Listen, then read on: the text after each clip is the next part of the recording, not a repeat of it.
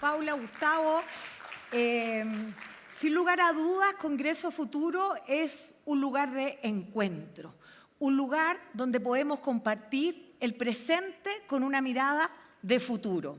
Y como Ministerio de Transportes y Telecomunicaciones, cuando recibimos esta invitación, dijimos, acá tenemos que estar. Tenemos que estar porque el título de estos 15 años de Congreso Futuro nos invitan a ver con humanidad no solo dónde vamos, sino cómo vamos y en qué nos vamos, ¿verdad? Y por eso es que especialmente el día de hoy les queremos contar lo que ha sido esta aventura de poder transformar un sistema de transportes que cuando comenzó una gran reforma no comenzó del todo bien.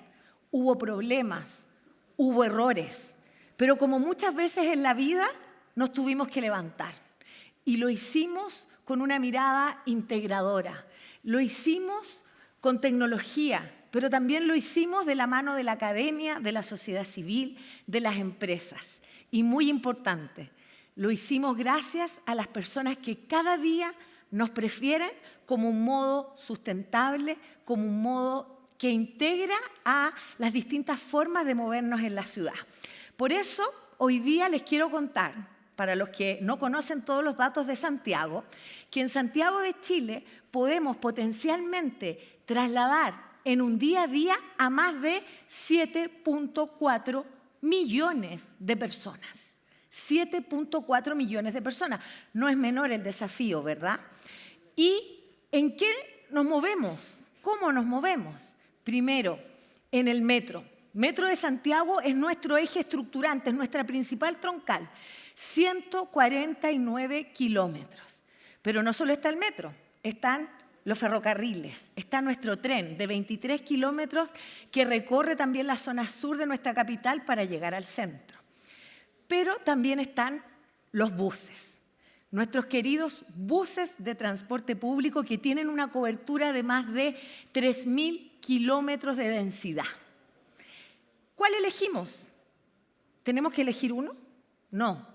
Tenemos que elegir un sistema integrado, pero ojalá podamos elegir el transporte público y esa es la invitación que yo quiero hacerles el día de hoy. Muchos de nosotros caminamos, algunos usamos la bicicleta, pero si llegamos a nuestros destinos a través del transporte público, como vamos a ver, vamos a estar contribuyendo con una humanidad a la cual ojalá podamos llegar combatiendo todos juntos al cambio climático.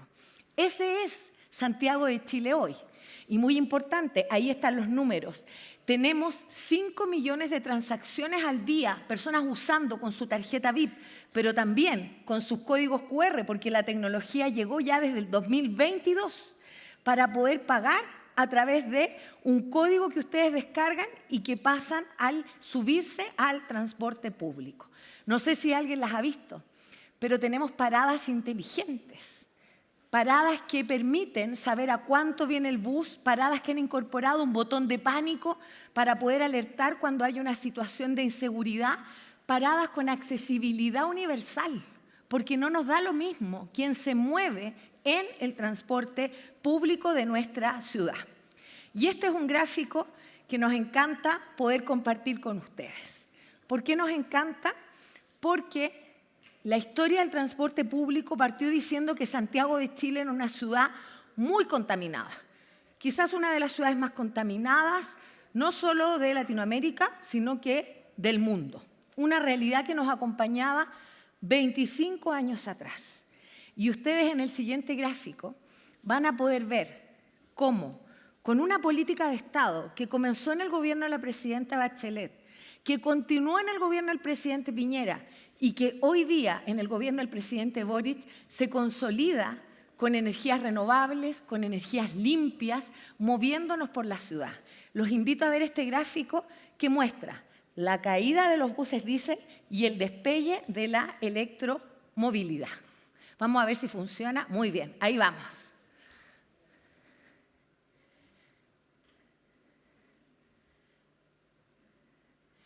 68%. 68%.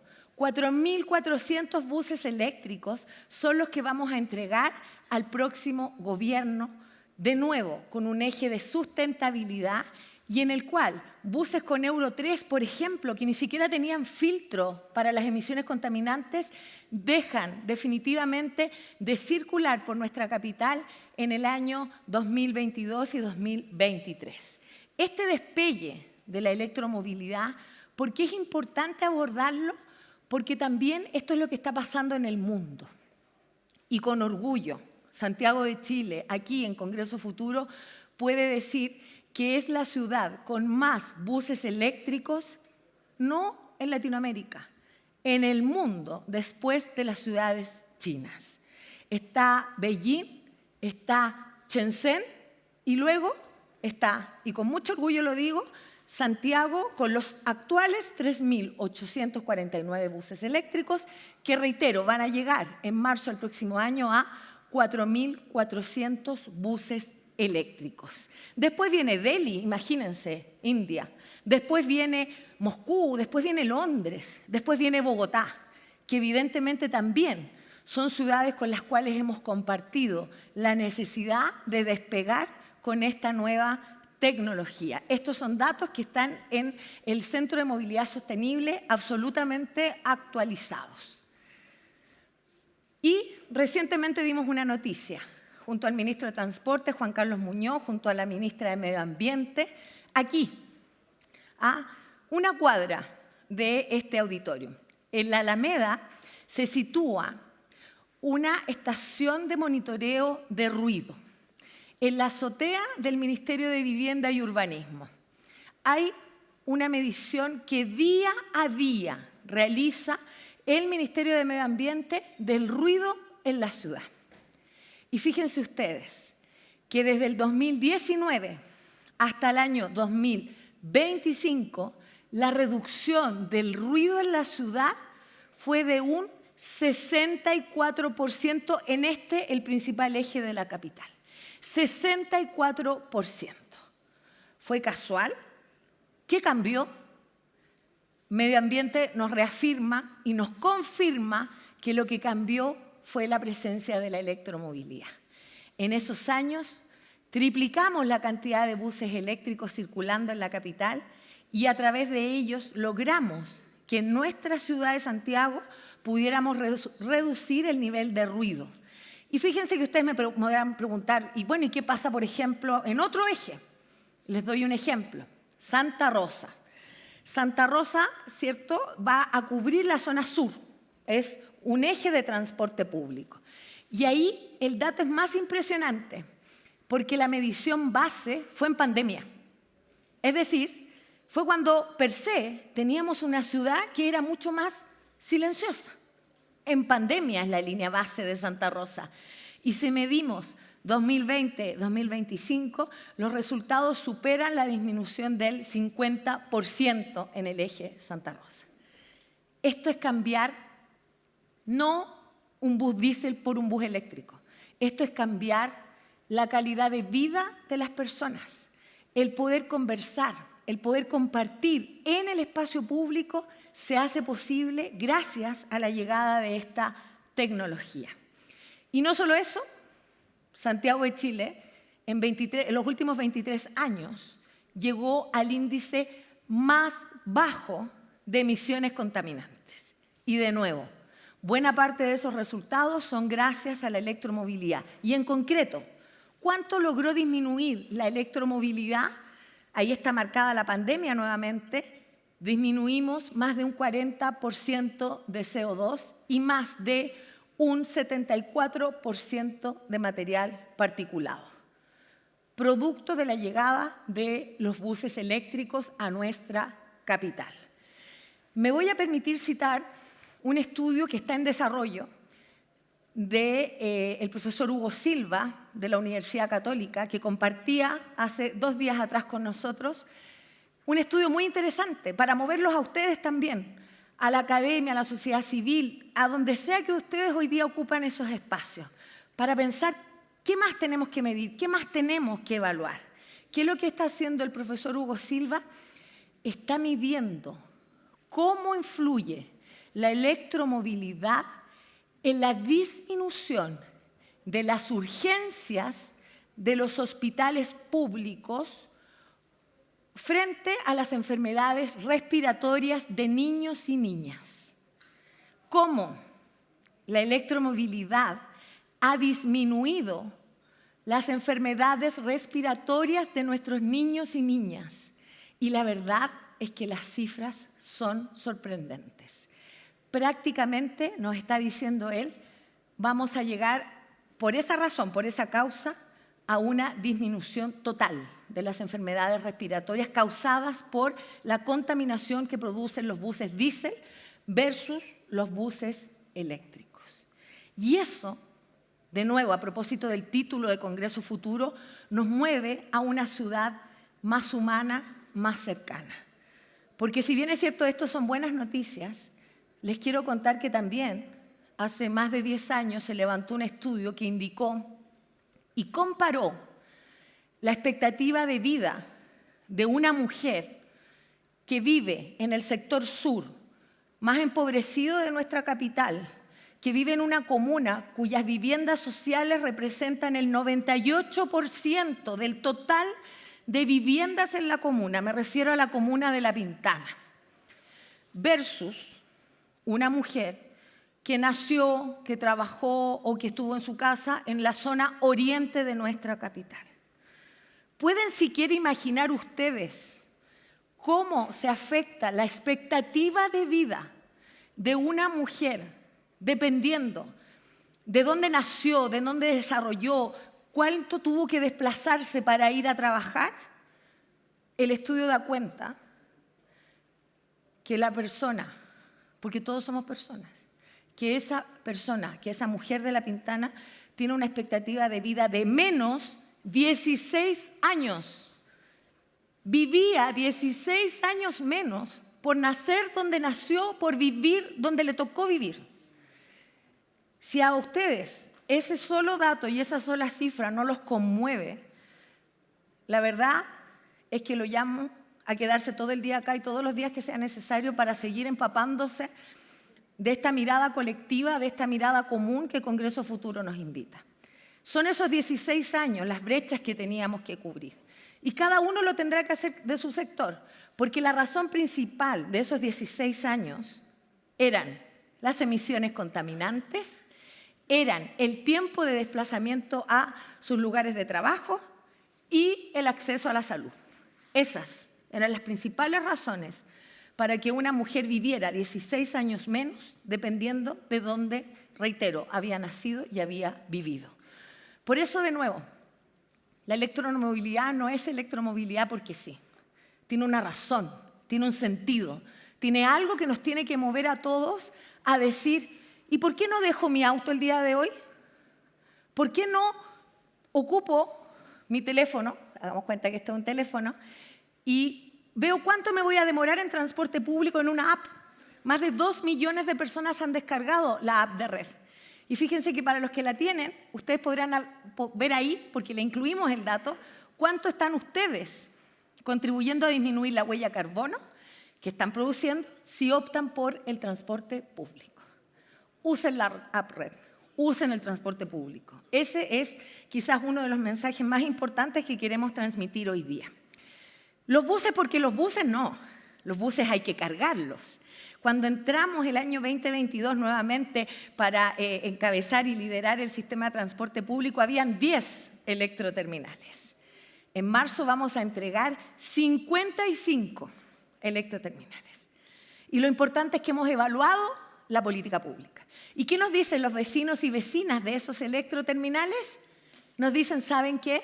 Red, el sistema Red es un buen vecino.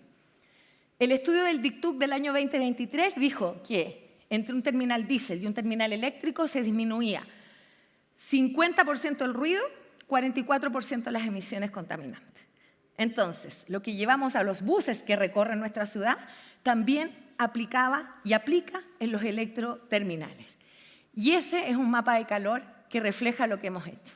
En 4 años pasamos a tener comunas que prácticamente no tenían ningún bus eléctrico, a tener un Santiago rojo de energía eléctrica, porque le dimos una mirada de equidad territorial, porque no nos daba lo mismo. No nos parecía que era siquiera sensato que una mujer todavía tuviera que seguir esperando para tener la oportunidad de vivir más años. Por esa razón, la equidad territorial ha marcado la presencia de la electromovilidad. Y también lo ha marcado el rostro y la mirada de mujer, y no nos vamos a cansar de decirlo. El transporte público tiene que tener una especial mirada respecto a las mujeres. 52% de quienes usan el transporte público son mujeres. Y fíjense que el estudio de la CAF del año 2017, Ella se mueve segura, nos dijo que 9 de cada 10 mujeres en el 2017 habían sufrido acoso en el transporte público. ¿Nos va a dar lo mismo? Me imagino que todos deberíamos gritar, no nos da lo mismo. Y por esas razones que hemos enfocado en miradas de seguridad para enfrentar el acoso, para hacernos cargo de la movilidad del cuidado. Hay un libro hermoso de la CEPAL que dice ¿Quién cuida en la ciudad?, editado por Olga Segovia. ¿Quién cuida en la ciudad? Son las mujeres. 65.5% de los viajes los hacen las mujeres para cuidar a otros.